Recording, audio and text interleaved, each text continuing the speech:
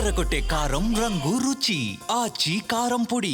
మీరు ఎన్నో సీటు ఎక్కడ సైడ్ కూర్చున్నారు? లాస్ట్ ఎండింగ్ నాదే. నాదే. అంటే ఇటు సైడ్ కూర్చున్న వాళ్ళు ఎక్కువగా చనిపోయారండి. అది ఇంక నేను యాక్చువల్లీ పడిపోయిన తర్వాత నాకు మొత్తం అంతా ఇంజురీస్ బ్లడ్ అని వెనకాల నుంచి దూకానండి. దూకినప్పుడు పడిపోయిన తర్వాత ఒక 5 నిమిషాలు మాకేం తెలియలేదు. అంటే మీరు మొత్తం బస్సు ఆగినప్పుడు దూకారా లేకపోతే రన్నింగ్లో ఉన్నప్పుడు దూకారా? బస్సు ఆపేశారండి, పక్క ఆపేసాడు, పక్క ఆపేడండి. ఎవరికల్లా లోపల పొగట్టేసి ఎవరో తెలుతూ తొక్కేస్తున్నారండి అందరూ. ఈలోగా ఎవరో పర్సన్ నన్ను పట్టుకుని బయటికి లాగేశారండి. లాగేసేటప్పటికి కిందకి ఇలా బోర్లో పడిపోయింది సార్. అలా జరిగింది. ఈలోగా అక్కడ కుట్లు స్టిచ్చెస్ అన్నీ వేస్తా అన్నారు. అక్కడ వద్దు, ఇంకా హైదరాబాద్లో వేరే డాక్టర్స్ అయితే మాట్లాడుకుని చేయించుకుంటాను.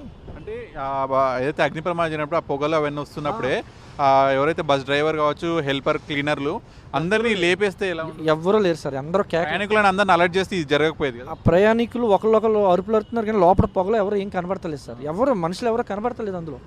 ఆ పొగలో మొత్తం అంతా లోపల పొగ ఉంది. సో మీరు వెనకాల బస్సు అద్దం పగలగొట్టుకొని బయటకు వచ్చారంటున్నారు కదా, ఎవరు పగలగొట్టారు, ఎవరు రక్షించారు? ఆయన ఎవరు ఆ పొగలో కూడా ఎవరెవరో కనబడలేదు. మొత్తం 3-4 కలిపి గుద్దితే అందులో ఒక ఆయన ఇలా కాళ్ళు పెట్టుకుని నన్ను చెయ్యట్టుకుని పైనే ఉన్నాను. ఫస్ట్ పైనే ఉన్నాను నేను. పడిపోయిన లాగేశారు, లోపల బయటకు లాగేశారు. నేను పడగానే నా వెనకాల ఇంకొక ఆయన పడ్డాడు. ఒక బ్యాగ్ ఒకటి అండి, ఒక ల్యాప్టాప్ అన్ని కాలిపోయినాయండి. Phone laptop. ఎక్కడికి వెళ్తున్నారు? అంటే బెంగళూరు ఎందుకు వెళ్తున్నారు? బెంగళూరు వెళ్తున్నాను, పాప అక్కడ చదువుతుంది, అక్కడ చూడడానికి వెళ్తున్నాను. మీతో అంటే అక్కడ ఫ్యామిలీస్ కానీ ఎవరైనా వాళ్ళందరి పరిస్థితి ఏ విధంగా?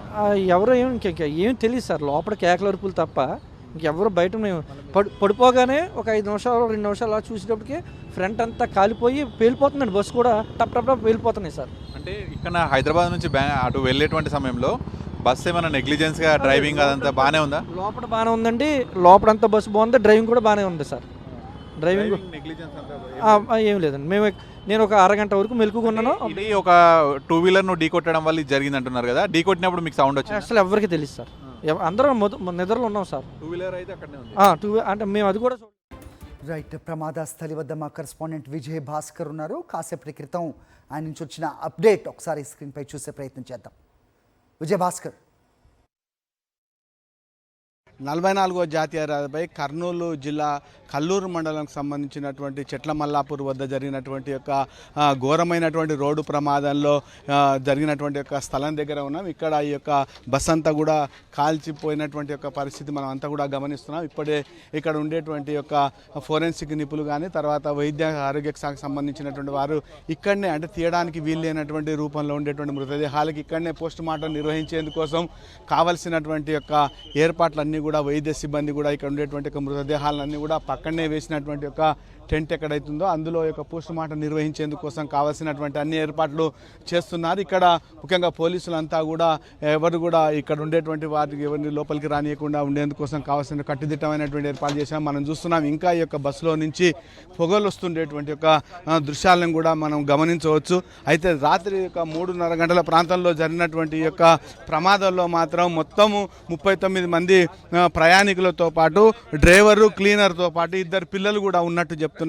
అయితే ఇప్పటికీ ఈ యొక్క ప్రమాదానికి సంబంధించినటువంటి దాంట్లో అధికారికంగా పోలీసు వివరించినటువంటి యొక్క దాని ప్రకారము ఒక 19 మంది ఈ యొక్క ప్రమాదం నుంచి బయటపడ్డారని చెప్తున్నారు. మరొక వైపు ఇందులో ఉండేటువంటి యొక్క వాళ్ళల్లో 11 మందిని మాత్రము ఆసుపత్రికి వీటి యొక్క మృతదేహాలను తరలించడం జరిగింది పోస్ట్ మార్టం నిమిత్తం. మిగతా 9 మందికి సంబంధించినటువంటి మాత్రం దీంట్లో బయటికి తీసేటువంటి అవకాశం లేదు కాబట్టి వాళ్ళంతా కూడా ఇక్కడనే ఉండేటువంటి అవకాశం ఉండేటువంటి నేపథ్యంలో ఇక్కడ ఫోరెన్సిక్ నిపుణులు కానీ తర్వాత వైద్య ఆరోగ్య శాఖకు సంబంధించినటువంటి యొక్క వైద్యులంతా కూడా ఈ యొక్క బస్సులో ఎక్కడెక్కడైతే మృతదేహాలు మిగిలిపోయినాయో వాటికి సంబంధించినటువంటి యొక్క వాటిని తీసేటువంటి యొక్క ప్రయత్నం కొనసాగుతుండేటువంటి యొక్క దృశ్యాలను కూడా మనం అంతా కూడా చూస్తున్నాం. ఇక్కడ వీటిని ఇక్కడనే యొక్క పోస్ట్ మార్టం నిర్వహించేందుకోసం కావాల్సినటువంటి అన్ని ఏర్పాట్లు కూడా చేయడం జరిగింది. ముఖ్యంగా ఈ యొక్క ఏపీలో జరిగినటువంటి యొక్క ప్రమాదం అయినప్పుడు కూడా జోగులాంబ గద్వాల జిల్లాకు సంబంధించినటువంటి యొక్క కలెక్టరు తర్వాత ఎస్పీ కూడా ఈ యొక్క ఘటనా స్థలానికి రావడం జరిగింది. ఇక్కడ సహాయక చర్యల్లో కూడా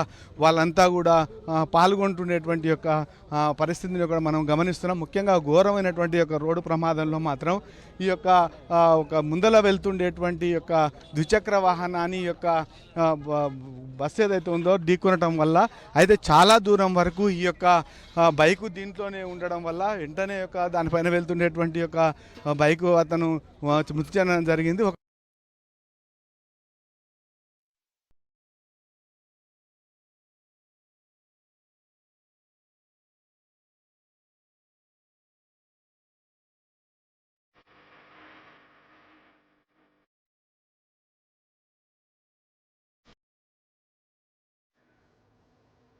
హైదరాబాద్ నుంచి బెంగళూరు బయలుదేరిన వేమూరి కావేరీ ట్రావెల్స్ బస్సు ఒక డ్రైవర్ నిర్లక్ష్యానికి 20 మందికి పైగా ప్రాణాలు కోల్పోయిన దుస్థితి మనం చూస్తున్నాం. పుల్లూరు వద్ద ఆ బస్సు దాటుతున్నప్పుడు ఆ టోల్ గేట్ వద్ద బస్సు వెళ్తున్న దృశ్యాలు మనకు కనిపిస్తున్నాయి. ఈ బస్సుకు సంబంధించి వాస్తవాలు వెలుగు చూసి అవి చూడడంతో నిజంగా విస్మయానికి గురిచేస్తుంది అందరినీ. దాదాపు 23,000కు పైగా ఈ బస్సుపై చాలాన్లు ఉన్నాయి. ప్రతిసారి కూడా అతి వేగమో, రాంగ్ సైడ్ పార్కింగ్ చేయడమో, లేకపోతే రాంగ్ రూట్లో వెళ్ళటమో, చిన్న సందుల్లో కూడా అక్కడ అనుమతి లేని చోట కూడా అతి వేగంగా వెళ్ళటమో ఈ బస్సు మీద ఉన్న చలాన్లను బట్టి అర్థమవుతోంది. దాంతో జరిగిన ప్రమాదం ఎవరి తప్పిదం వల్ల జరిగి ఉండొచ్చు అనే అంచనాకి అందరూ వస్తూ ఉన్న పరిస్థితి. ఒక బైక్ని ఢీ కొట్టడంతో ఆ బస్సు ఆపకుండా దాదాపు 300 మీటర్ల మేర ఆ బైక్ని వీడ్చికి వెళ్ళిన క్రమంలో ఆ బైక్ తాలూకు పెట్రోల్ ట్యాంక్ ఏదైతే ఉంటుందో అది అగ్గికి రాజేసింది. ఆ తర్వాత బస్సు ముందు భాగంలో అగ్ని కీలలు వ్యాపించాయి. క్షణాల్లో మంటలు పెద్ద ఎత్తున వ్యాపించడంతో బయటకు రాలేని స్థితిలో దాదాపు 21-22 మంది ప్రయాణికులు అగ్నికి ఆహుతైపోయారు. అయితే వెనక భాగాన ఉన్నవాళ్ళు లేదంటే అప్రమత్తంగా లేచి రియాక్ట్ అయిన వాళ్ళు ఆ ప్రెజెన్స్ ఆఫ్ మైండ్ తోటి ఆ ఎమర్జెన్సీ ఎగ్జిట్ని పగలగొట్టి ప్రాణాలు దక్కించుకోగలిగారు. దాదాపు ఒక 4గురిని కాపాడగలిగాను, మిగతా వారిని కాపాడలేకపోయాను. ఆ క్షణంలో నేను బయటకు రాకపోతే నా ప్రాణాలు కూడా పోయేవి అని బయటకు వచ్చిన ఒక ప్రయాణికుడు గద్గద స్వరంతో మాట్లాడిన దృశ్యాలు కూడా మనం చూస్తున్నాం.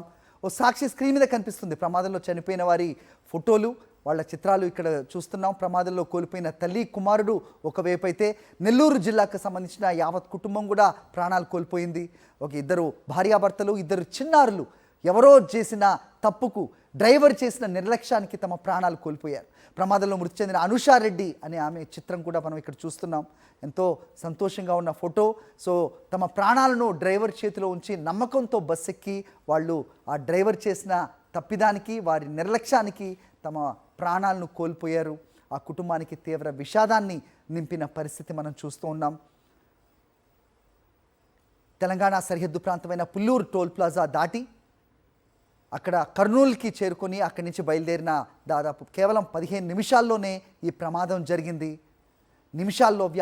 క్షణాల్లో వ్యాపించిన మంటలు 20 మందిని బలి తీసుకున్న పరిస్థితి మనం చూస్తున్నాం. నిజంగా ఉదయం తెల్లవారుగానే ప్రతి ఒక్కరి గుండె బరువెక్కే రకంగా ఉన్న ఈ వార్త ఉదయం అందరినీ కూడా కలిచివేసిందని ఖచ్చితంగా చెప్పొచ్చు. కర్నూలు జిల్లా చిన్నటేకూరు వద్ద జరిగిన ఈ ప్రమాదం తాలూకు దృశ్యాలు మనం చూస్తున్నాం. దాదాపు 19 మందిని మృతదేహాలను బయటకు వెలికి తీయగలిగారు అధికారులు. మిగతా వారు ఎవరైనా ఉంటే కనుక లోపల వాళ్ళని బయటికి తీసే పరిస్థితి లేదు. కేవలం మాంసపు ముద్దలు మాత్రమే అక్కడ ఉన్న క్రమంలో అక్కడే వాళ్ళకి DNA పరీక్షలు చేయాల్సిన అగత్యం ఉంది. ఆ పరీక్షల అనంతరం మాత్రమే కుటుంబ సభ్యులకు అందించే పరిస్థితులు కనిపిస్తున్నాయి. మరోవైపు దాదాపు 19 మంది ప్రాణాలతో బయటపడగలిగారు. వారిలో కొంతమంది కర్నూలు జనరల్ హాస్పిటల్లో చికిత్స పొందుతున్నారు. వారికి దేవుడి దయ వల్ల చిన్న చిన్న గాయాలు మాత్రమే అయ్యాయి అనేది కలెక్టర్ మాటల్లో కూడా మనం విన్నాం. ప్రస్తుతం సహాయక చర్యలు అయితే కొనసాగుతూ ఉన్నాయి. బస్సు పూర్తిగా దగ్ధమైపోయింది.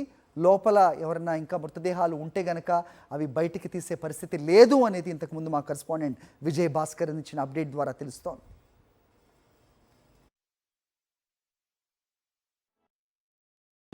దాదాపు 3 o'clockకి ఈ bus Kaveri bus AC bus ఏముందో హైదరాబాద్ నుంచి బెంగళూరు వెళ్తూ ఉంది. ఆ టైంలో అదే డైరెక్షన్ వెళ్తున్న ఒక 2 వీలర్స్ హిట్ చేసినట్టుంది. ఎందుకంటే ఇక్కడ దాని ముందు 2 వీలర్స్ స్టక్ అయి ఉంది. అక్కడ ఫైర్ స్టార్ట్ అయి ఉండొచ్చు అని మన ప్రాథమిక సమాచారం. FSL టీమ్ కూడా వచ్చింది. They are also examining. అక్కడ ఫైర్ స్టార్ట్ అయిపోయిన తర్వాత ఇమీడియట్లీ స్మోక్ వస్తే ప్యాసింజర్స్ తర్వాత ఇక్కడ చుట్టూ కొంతమంది రోడ్ మీద వెళ్ళే వాళ్ళు కూడా they try to break open the glass. కొంతమంది బయటికి దూకారు, బట్ అన్ఫార్చునేట్లీ కొంతమంది లోపల ఉండిపోయారు. They are suspected to have died because of burn injuries.